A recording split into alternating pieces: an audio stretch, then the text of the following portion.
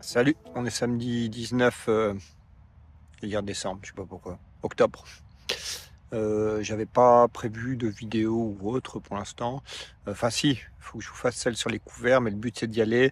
Et je veux faire des pesées pour vous montrer un peu le stade de développement. Il y a une partie qui était broyée, l'autre qui est laissée. Je vais vous expliquer les différences juste avec des différences de dosage d'espèces. L'impact que ça a, mais le but, faut que je prenne le temps d'aller faire les pesées ou autres pour que ce soit un peu plus construit comme vidéo. Je me suis dit, on va aller faire un tour dans les colzas. Donc pour rappel, une bonne partie des colzas sont faits en semi-direct à la dent, comme ici. J'ai une seule parcelle cette année qui fait en strip-till monograine, donc qui fait à peu près 14 hectares. Je vais essayer d'aller la voir après. Et voilà, et il y a quelques colzas qui ont été ressemés puisqu'il y avait une petite erreur de mélange de bidon phyto nous a fait perdre une douzaine d'hectares de colza, donc ça a été ressemé. Je verrai si je trouve le temps d'aller les voir. Là, comme vous avez pu voir, les passages de pulvée sont assez sont remplis d'eau, enfin remplis d'eau dans les crampons. On a repris 50 mm là sur pas longtemps. Et donc, on a le temps d'aller voir les cultures. Il n'y a pas de blé de semer pour l'instant. Le but, début avant le 15-20 octobre, avant le 15 octobre, c'est trop tôt chez nous. C'est jamais là qu'on a les meilleurs rendements. Donc le but était d'arriver, on va être patient. On a vu que l'année dernière, même avec un hiver exécrable, on a quand même réussi à semer dans des conditions tout à fait correctes, à faire des rendements tout à fait corrects. Donc la patience est de mise. On va regarder les colzas puisqu'on est là pour ça. Ici, on est un précédent blé dur, donc avec plus de reliquats d'azote. Ça se voit sur le développement des févroles. On voit qu'elles sont présentes, mais pas de manière très très importante. Les colzas arrivent à bien faire leur place et on va dire, à pas étouffer la févrole, mais presque. On le voit d'ailleurs si on regarde des pieds. Je vais essayer de zoomer un peu. Voilà, si on voit des pieds comme là ici, on voit qu'elles arrivent à faire des feuilles, mais très en hauteur, elles s'allongent vraiment et elles font pas une biomasse. Il n'y a pas beaucoup de feuilles, vous voyez, entre cet étage-là et en bas. Donc elles cherchent vraiment la lumière pour réussir à survivre. Pour rappel, ici, c'est des semis à peu près 40 grammes mètre carré. On avait perdu pas mal de pieds parce que à cause du double roulage, je sais pas si vous vous rappelez, donc ça avait remis beaucoup de terre sur les lignes. J'étais un peu inquiet en début de cycle. Bon, maintenant quasiment tous les colzas sont comme ça. L'inquiétude est passée. Même des zones avec 10-12 pieds mètre carré, ça fait des gros colzas et c'est assez couvrant et les plantes compagnes font leur boulot aussi. Donc pour rappel, ici il y a à peu près 70 kg de févrole avec. Le colza, on est sur d'un mélange d'hybrides. On avait 5 kg de sarrasin qui ont fait leur taf. On a le lin, vous voyez, du lin de printemps qui est en train d'arriver à fleur. Lui a passé, le sarrasin a passé à floraison. On a du fenugrec aussi et de la févrole donc. Pas de désherbage au semis, jamais. J'ai même pas refait des glyphos cette année, il n'y avait pas besoin. Le seul désherbage qui a été fait, c'est un anti-graminées foliaires pour les repousses de blé. Alors il y en avait surtout dans les tours de champ. Dans le milieu, il y en avait très très peu. Il y a une fertie organique, base lisier de porc, face solide, 3 tonnes. Je ne mets plus de 14,48 ou 18,46 sur la ligne, il n'y a plus besoin. Maintenant que les sols tournent bien, j'ai fait la bascule en organique. Et on s'assure que le frigo soit rempli aussi niveau azote. On voit qu'il y a quand même une certaine pression limace cette année. Il n'y a pas eu d'insecticide de fait encore. Et là, on peut regarder l'état du sol. On a 2 petits raies gras. Voilà, ça attendra le mois de décembre. Et donc en structure du sol, on se retrouve avec des structures assez sympathiques malgré les conditions humides assez sympathiques qu'on a aussi en ce moment, qui reprend un peu comme l'année dernière. Mais on voit que ça se porte pas trop mal quand même. En surface, le sol a un bel aspect.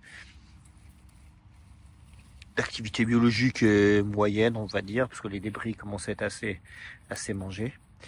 Et là, ça va se passer tranquillement. Une parcelle comme ça, on est dans la CS depuis 2016, donc 8 ans. Il y a eu un travail du sol il y a 8 ans et c'est tout, il n'y a rien eu d'autre. Et ça se passe très très bien, que ce soit les semis ou les passages, les différents passages à effectuer dans les champs. Ça nous fait des colzas avec un aspect comme ça. Le petit coude, c'est normal, c'est lié à mon semoir à dents qui pose la graine sur le côté du sillon. Prochaine intervention, il faudrait que je fasse, j'aurai un passage idéalement d'oligo en bord à faire. Je vais caler aussi un moment, faut que je prenne le temps de faire les analyses de sève, voilà, j'y pensais plus. On va voir ça à faire. Bon, je pense que salade parcelle, il n'y a pas grand chose à dire. C'est une réussite, c'est pas, il n'y a pas grand chose d'autre à dire, on va aller voir les autres. Si les prochaines interventions, donc je vais parler d'oligo, mais le désherbage pivot clé, moi c'est courant décembre, je fais un passage de yellow, donc, ou biwick, selon, enfin peu importe, donc aminopyralide plus propyzamide, c'est quasiment l'unique désherbage que je fais dans les colzas.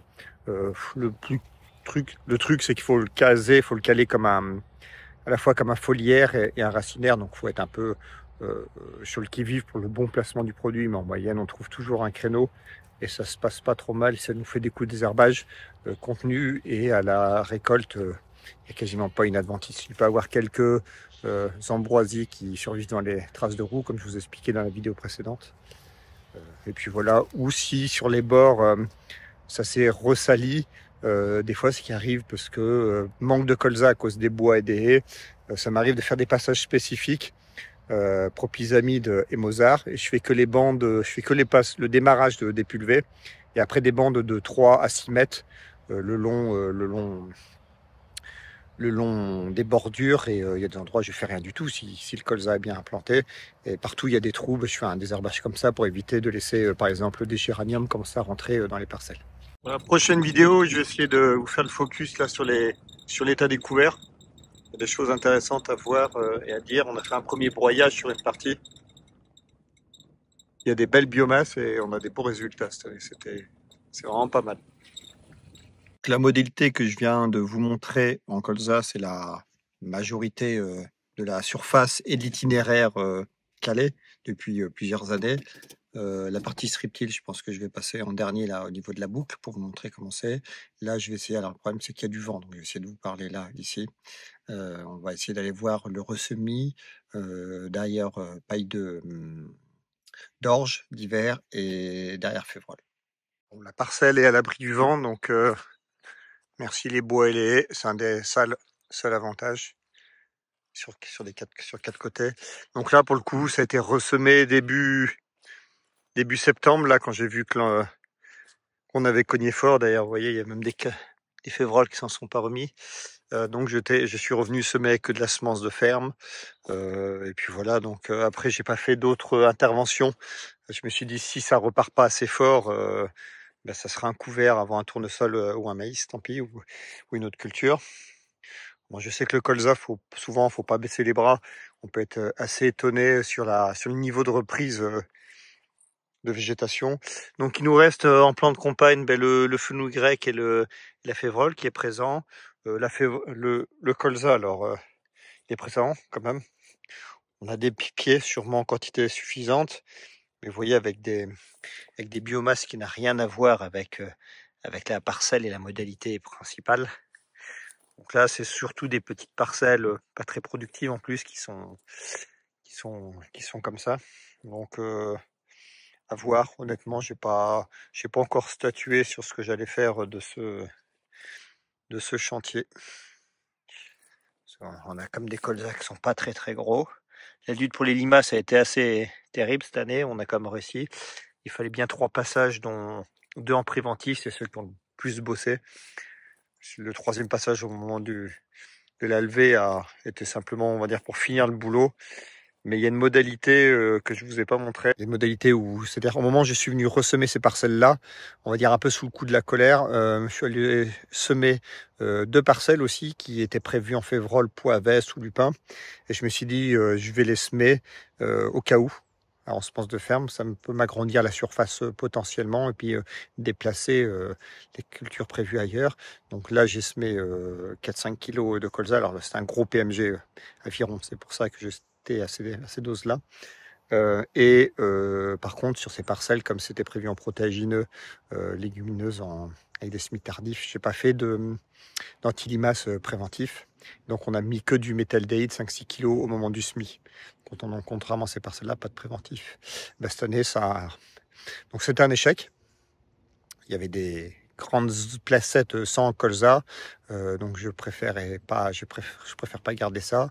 Et ça par contre, ça a très bien souligné l'importance du préventif en la gestion préventive des limaces. Et c'est vraiment les traitements au phosphate ferrique vraiment préventif qui a été qui a permis d'installer les colzas et les couverts d'ailleurs, hein, parce qu'il y a un passage préventif pareil pour les couverts au cul de la batteuse.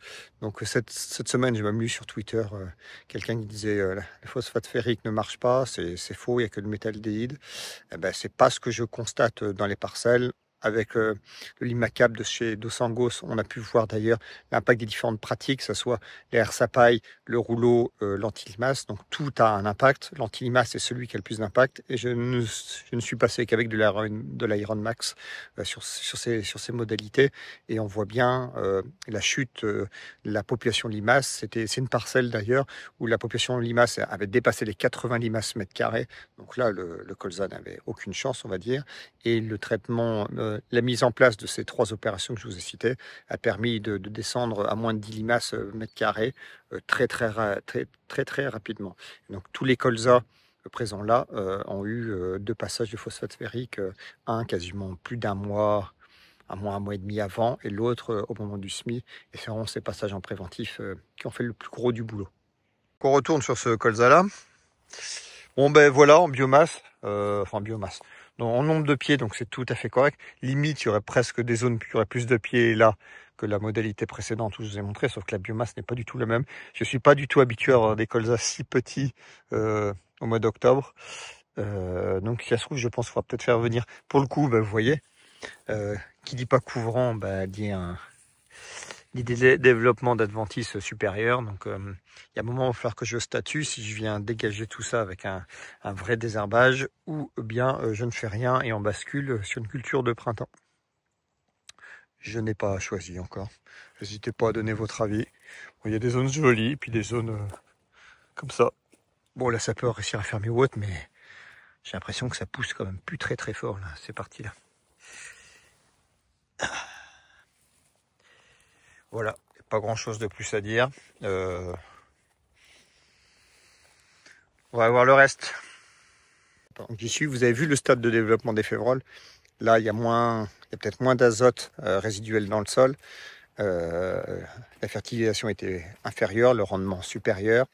Et la févrole n'a en plus pas été étouffée par le colza. Donc là, elle s'exprime fortement. On voit que la biomasse aérienne est assez différente. Donc là, on arrive dans les ressemis à exactement la même date, précédent févrole. Vous le voyez, je pense qu'il y a un peu trop de févrole même. C'est en train d'étouffer, je pense, le colza. Il va peut-être falloir penser cette semaine à faire une intervention pour ça. Mais je trouvais que c'était pas mal sur l'occupation quand même du sol et de l'espace pour limiter l'ensalissement, mais il va peut-être falloir essayer. Donc il y a un peu, on se retrouve avec quelques colzas qui sont bien développés et d'autres plus petits quand même. Vous voyez, avec des pieds comme ça. Mais globalement, ça fait une biomasse globale très importante. Là ici, c'est là qu'on avait du lupin en semi-direct. Donc il y a plus de lumière qui arrive au sol et le ressemis donne plutôt ça. Donc c'est déjà un peu plus, on y voit un peu plus clair sur le nombre de pieds avec la modalité en comparaison avec la modalité précédent févrole. Alors je sais que l'année dernière je m'étais fait un peu surprendre comme ça. Il y a une parcelle précédente en protagineux que j'avais hésité à garder, tout ça. Je trouvais que c'était pas assez fourni, il y avait des trous. Et puis vu que l'hiver était ce qu'il était, ça allait être compliqué de semer un blé. Enfin, en finale, j'aurais pu semer un blé en conditions correctes. Mais j'avais préféré faire un désherbage plutôt. Et j'ai laissé passer l'hiver comme ça. Puis en sortie d'hiver, ça s'est bien regarni. Et ce lupin derrière Févrole, ce colza derrière lupin l'année dernière avait fait 38 quintaux. Donc au final, c'était la meilleure parcelle. Donc je vais peut-être me battre pour les conserver, ces colzas. Mais je pense que là, va falloir que je vienne calmer ces pieds de févrole, parce que les petits colzas qui sont autour, là, ils vont commencer à avoir beaucoup de mal. Mais j'étais content d'avoir cette févrole pour limiter l'ensalissement et par son travail sur la vie du sol et le reste. Bon, voilà, pareil, n'hésitez pas à donner votre avis. Là, je pense qu'il y a c'est presque trop épais, on va dire, peut-être en pied de colza, mais j'en sais rien. Je suis pas habitué forcément à trop ces situations non plus. Je pense qu'il va falloir les faire sauter quand même assez rapidement. Bon, l'avantage, n'importe quel produit limite rinçage de pulvé permet de faire rincer, de faire sauter ça. On y verra plus clair après. Je pense qu'on va dire qu'elle a fait son boulot là. Bon, pareil, pas grand chose à dire, mais pareil, vous voyez pour le coup, il n'y a pas de paille au sol ici, il y a une couverture très tardive, donc là on a un niveau d'ensalissement qui peut être bien plus important par rapport aux colzas assolés normaux derrière céréales, où l'itinéraire est bien calé. Là, ici, donc il y aura un coût de production qui sera supérieur en plus ici, en désherbage. Après, on peut être surpris par le rendement. Et en plus, je crois que pendant que je marchais dans la parcelle, j'ai vu quelques grosses altises se balader. Donc autant sur les autres parcelles, je m'inquiète pas trop. Je suis pour habitué à pas être inquiété pour les altises, parce que je suis pas habitué à avoir des colzas si petits à cette période de l'année. Cela va peut-être falloir que je me mette un coup de pied aux fesses pour pas faire que un herbicide peut-être. Voilà, je suis juste à côté de la parcelle de couvert. Ça m'ennuie de pas venir vous montrer ça. On viendra voir ça peut-être début de semaine prochaine. Donc là, on est avant maïs. Je vais vous parler des différentes modalités de densité de sorgho qui influencent beaucoup sur le développement des légumineuses. Ça, c'est beau de voir les vesses grimper sur tout le reste. Ça présage d'un maïs à venir pour l'année prochaine qui peut être sympa. Avec d'ailleurs, après échange avec des collègues, j'ai été fortement surpris par des résultats de maïs en faible azote ou sans azote, avec des sols qui tournent bien et avec des couverts comme ça, si ça se trouve. Ça m'a donné envie, l'idée de faire d'autres modalités, mais ça, je vais arrêter d'en parler là, mais sinon, ça va déborder. Des maïs, une technique encore plus économique que ce que je pensais, avec très très peu d'azote. En fait, j'étais venu là pour cueillir des bouquets de tournesol. On m'a invité pour ce soir, je vais amener des fleurs. Là, je prends le temps de m'arrêter pour vous montrer, vous voyez, un comportement un peu différent, avec des févroles encore plus hautes. Bon, il y a le côté bois et haies qui fait qu'il y a moins de lumière, donc là, les plantes cherchent à monter. Vous voyez, on a des févroles qui font quasiment, ça fait un bon mètre de haut ici. Les colzas sont moins nombreux et beaucoup plus gros, mais un peu moins d'azote résiduel dans le sol ici, moins de pieds aussi, mètre carré en colza. Et on se retrouve avec des févroles, vous voyez, qui sont un peu plus développés. Moins vous avez d'azote de présent dans le sol, plus les févroles vont pouvoir s'exprimer.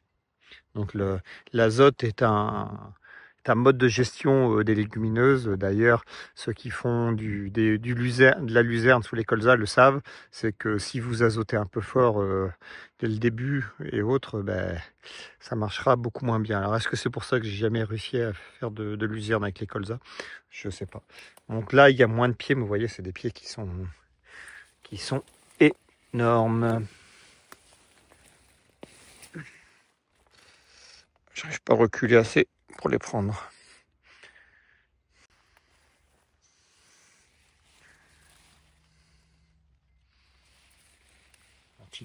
Antigramie foliaire commence à faire gentiment effet.